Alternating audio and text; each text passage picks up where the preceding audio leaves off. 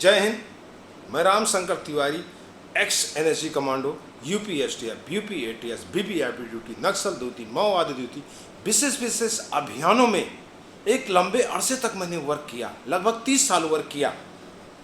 और आज फिर आपके सामने एक नई रोचक कहानी के साथ, एक रोचक घटना के साथ फिर आपके सामने आज प्रस्तुत हैं।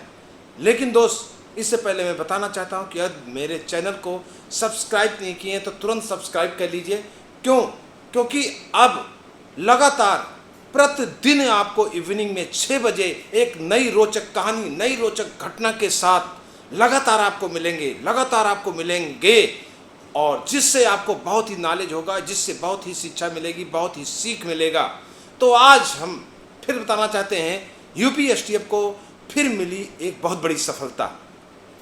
एक ऐसा अपराधी, कुख्यात अपराधी, जिस पर कई मुकदमे, कई केसेस थे, जिस पर दबिश और पकड़ने गए हमारे 8 पुलिस कर्मी और भाइयों का नृशंस मार करके हत्या कर दी।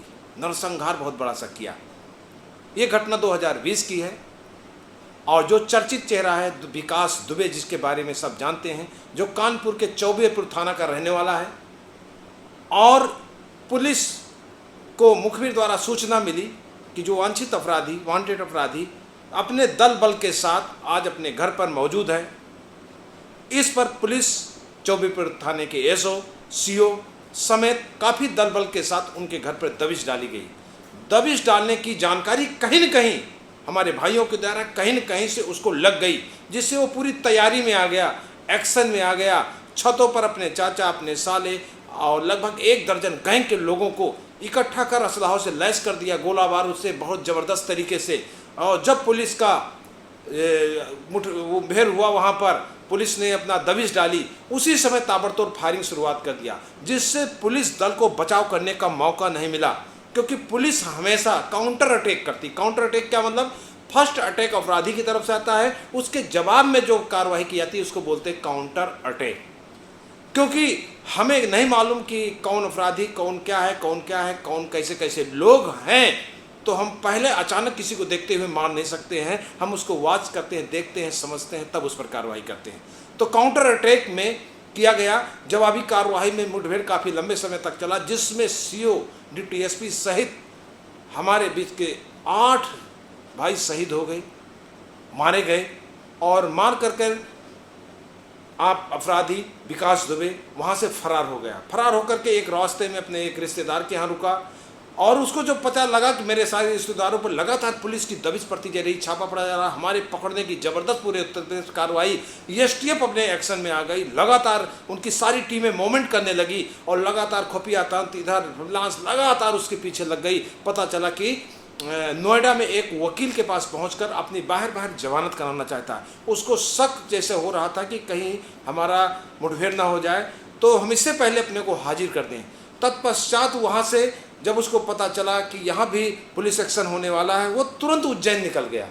और उज्जैन पहुँच कर लेकिन लगातार हमारे एसटीएफ के वीर जवान कमांडो साथी लगातार पीछे पड़े रहे, लगातार इस घटना को तुरंत अंजाम देने में लगे थे। पूरे प्रदेश में इस घटना को लेकर एक बहुत बड़ी चर्चा का विषय था। सारी पुलिस विभाग में एक रोष व्याप्त था कि ऐसे अपराधी को तुरंत पकड़ना चाहिए और जिससे उचित दंड मिले। तो लगातार उज्जैन, एसटीएफ हमारी उज्जैन पहुंची पूरी टीम दल बल के साथ, और वहां पर गिरफ्तार करने में हमारी एसटीएफ कामयाब हो गई।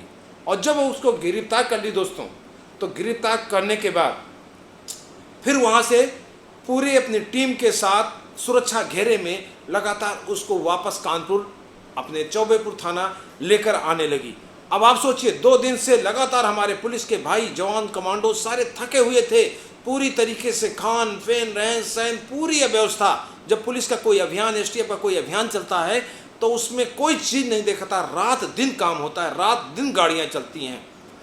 लेकिन अचानक एक अनहोनी हुई, एक ऐसी घटना हुई एक कि रास्ते में जब कानपुर पहुंचने ही वाले थे, कानपुर के प्रवेश कर गए थे, लेकिन वहां पर देखा गया जब हमारे एसटीएफ की गाड़ियों से हमारे ड्राइवर, हमारे भाई लोग कवर करके लेके आ रहे थे, अचानक एक भैंस और गायों का झुंड आ गया। अक्सर आप देखते होंगे कि रोड के किनारे तमाम गाय और भैंस अचानक आ जाते हैं, लेकिन भैंस के आगे कहावत कही गई, बीन बजावे भैंस खड़ी पगुराए। मतलब भैंस ने अपनी रास्ता चल दिया तो उसको मुड़ना नहीं, रुकना नहीं, चाहे जो हो, वो कोई सेंस नहीं है। तो सारे लोग जानते होंगे, जो भैंसों का तबेला और गायों का पूरा रोड कवर किया। गाड़ियां हमारी इतनी स्पीड में थी कि उनको कवर करते और गायों भैंसों को बचाने के चक्कर में गाड़ी अनियंत्रित होकर के पलट गई। और गाड़ी पलट गई तो जिसमें से हमारे कई जवान, सब इंस्पेक्टर, इंस्पेक्टर, तमाम जवान घायल हो गए। और उसी में विकास दुबे जो अपराधी था वो मौका पाकर के भागने का प्रयास किया और भागने लगा। और इसी अव्यवस्था में लगातार गाड़ी पलटने में इधर उधर जवान घायल में एक सब इंस्पेक्टर की पिस्टल निकाल लिया। देखिए इसकी हिम्मत, इतने सुरक्षा घेरे में भी अपना एक आतंकी टाइप का दबदबा बना रखा था, पिस्टल निकाल लिया। और पिस्टल निकालने के बाद दोस्तों लगातार लहराने लगा और ऐसे फायर करने की धमकी करके अपना पीछे हटने लगा। और लगा एसटीएफ को कि ये लग रहा है फिर हमारे हाथे से निकलने वाला है, फिर इसको पकड़ना बहुत मुश्किल हो जाएगी। लगातार उसको घेरा, ऐसा जिंदा पकड़ना चाहते थे जिससे वे बहुत चीज़ें इससे हासिल करना चाहते थे। हम लोगों को मकसद होता है लास्ट समय तक उस अपराधी को जिंदा पकड़ना। ऐसा क्यों? क्योंकि उसके पीछे कई सुराग होते हैं, कई घटनाएं छुपी होती हैं, जिन घटनाओं को हम लोग अंजाम दे देते हैं, उसको खुलासा कर लेते हैं। लेकिन जब देखा गया कि लगातार ये भागने लगा, फायरिंग करने लगा, तब मजबूरन में एसटीएफ को जवाबी कार्रवाई में अपनी सुरक्षा, अपनी जान माल और इसको भाग जाने के संशय से फायर करना पड़ा। और फायर करने में विकास दुबे घायल हो गया, गिर गया मुठभेड़ में। और उसके बाद उसको अस्पताल ले जाया गया और अस्पताल ले जाने के बाद वहाँ से उसको मृत घोषित किया गया। और इस तरीके से आकर के चौबेपुर थाने में उसको सुपुर्द किया गया। अगली कार्रवाई की गई दोस्त। अब इस बात को लेकर के पूरे समाज में, उसके घर परिवार में बहुत चर्चा का विषय बना हुआ है। बहुत चर्चा रहता है कि ऐसा हुआ, वैसा हुआ, लगातार, जैसा आप जानते होंगे। लेकिन आप जो नहीं है कि हमारे भाई एसटीएफ के जान हथेली पे रख करके ऐसी घटनाओं में प्रवेश करके कितनी कठिन परिश्रम करके रात दिन एक करके हमारे ही अमन चैन के लिए ये अपने जान को हथेली पर ले करके अपराधियों को पकड़ने में, उनको अंजाम देने में लगातार सफलता लेते हैं। इसके पीछे कहीं न कहीं हम ही सारे लोगों की भलाई है। तो ऐसी एक दर्दनाक घटना कि जहां पर आप सोचिए कि जहां पर 8 पुलिस वालों को एक शहीद कर दिया गया हो। तो दोस्तों इस तरीके से लगातार विकास दुबे का खात्मा हुआ, जो आज पूरा वो एरिया भयमुक्त है। तो उम्मीद करता हूँ कि आज के भी वीडियो से बहुत शिक्षा मिलेगी, हम लोग बहुत सीखेंगे कि आने वाले दिनों में ऐसा कोई कार्रवाई नहीं करना है। अगर हम अपने आप को सिलेंडर भी कर देते हैं तो थोड़ा बहुत कार्रवाई हो करके धीरे धीरे हम लाइन पे आएंगे, एक कानूनी कार्रवाई हो करके फिर हम वहाँ से वापस आ सकते हैं। हम जिस दुनिया में प्रवेश कर गए, अपराध दुनिया, वहाँ से वापस भी आ सकते हैं। ऐसे बहुत केसेस हैं, लेकिन वापस आने का ये कोई रास्ता नहीं है। जैसे को तैसा ऐसा कोई रास्ता नहीं है। तो प्रतिदिन हम लोग कहीं न कहीं जो घटनाएं होती हैं, उन घटनाओं से मैं कुछ सीखता हूँ कि आने वाले दिनों में समाज में जो ऐसे ऐसे लोग हैं, ऐसे कार्यों को ना जान दें, कानून को अपने हाथ में लें, क्योंकि कानून के हाथ बहुत लंबे होते हैं।